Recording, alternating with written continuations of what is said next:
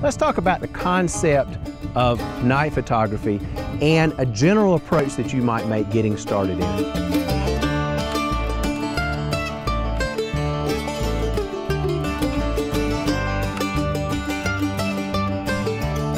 Night photographers photograph what they see with their mind.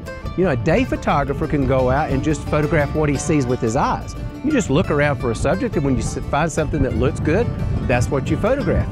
You can't do that at night because, hello, it's dark outside. You can't see anything.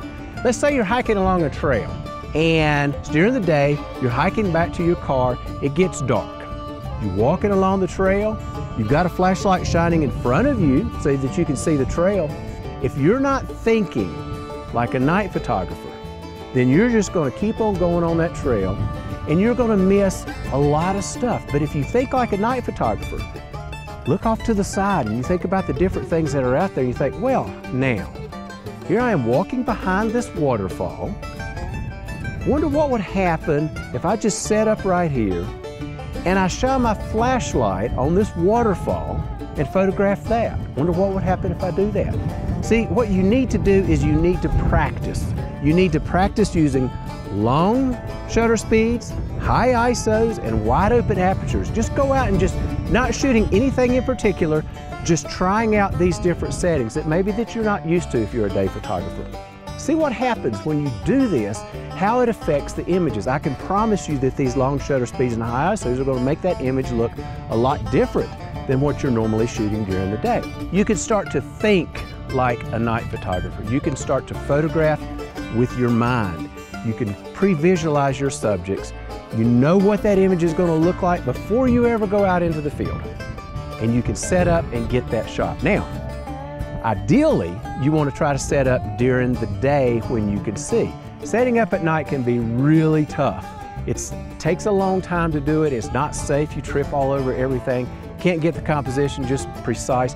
I can't tell you how many times I've come back with images that are just a little bit off in the composition just because I couldn't see exactly what I was doing. So if you can set up during the day, do that whenever possible. Get everything just right. You can get your focus set. Much better way to work. Now, of course, you can't always do that. You're going to have to do some of your setups during the night, and it's tough. You know, I'm sitting here trying to get looking through, I'm shining my light on the subject, you know, trying to get the composition just set and all like that. But that's what you have to do, you know, sometimes. Here's a little trick that you can try to help you. You know, when you're shooting at night, you're probably going to be having long shutter speeds, and if you try to, you know, you get everything set up and then you want to test to see if you got the composition right. If you're shooting your exposure settings at what you actually want to get the shot set up, then it could take you 10 or 15 minutes just to make sure you get your composition right because you're waiting 30 seconds to take the shot. So what I do is I crank the ISO up as high as it'll go. I mean, 6,400, 10,000, whatever, 800, whatever, you know, get it real high. And that way I can shine the light on my subject for just a couple seconds and take a shot. Now the shot looks like crap, you know, it's not something that you would want to show, but it lets you look on the back of the camera to get your composition set. Just make sure that you reset all your settings back to the shooting settings before you take the shot. Focus can be an issue at night. It's really tough, and I can tell you it's an issue for me because I'm about as blind as a bat. I can't see much of anything. I use, believe it or not, I use autofocus for just about everything in my photography. I use one of 3 techniques to get my focus set at night. One is, when I can, got a very strong LED flashlight. So I will just take the flashlight, I will shine the light on my subject and autofocus on that, if the light's enough to do that. And for a lot of subjects, like waterfalls for instance, the white water reflects all that light and it's very easy. Now, if I'm shooting, let's say the night sky or something like that, I could actually, with today's cameras, the autofocus is so precise, I could focus on bright stars, Venus, Jupiter, the moon.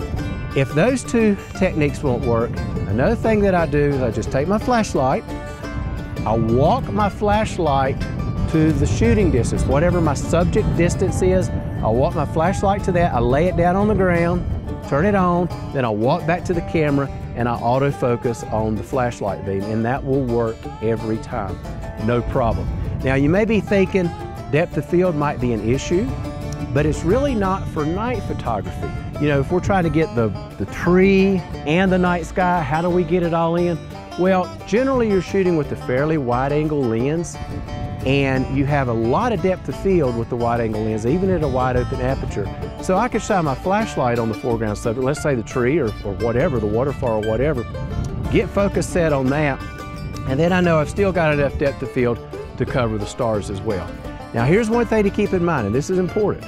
If you use autofocus, like I do, to get your focus set, once you have that focus set, you have to turn autofocus off before you take the shot. If you don't, when you press that shutter or press the cable release, take the shot, the camera's going to try to refocus. And probably that little focus dot is only going to be on something black, and it's just going to wrap back and forth. It's just going to mess up your focus. So get your focus set first, turn autofocus off, then you can recompose however you want, take the shot, and you're good to go. Your experience is to start thinking like a night photographer. I want you to go out and practice using long shutter speeds, high ISOs, and wide open apertures. See how those settings affect the image. Pretty soon you'll start pre-visualizing your images. You'll be thinking about what you're going to shoot ahead of time, thinking about it during the day before you ever go out at night to shoot. And pretty soon you'll start photographing using the same mantra that I do. It ain't over till the sun comes up.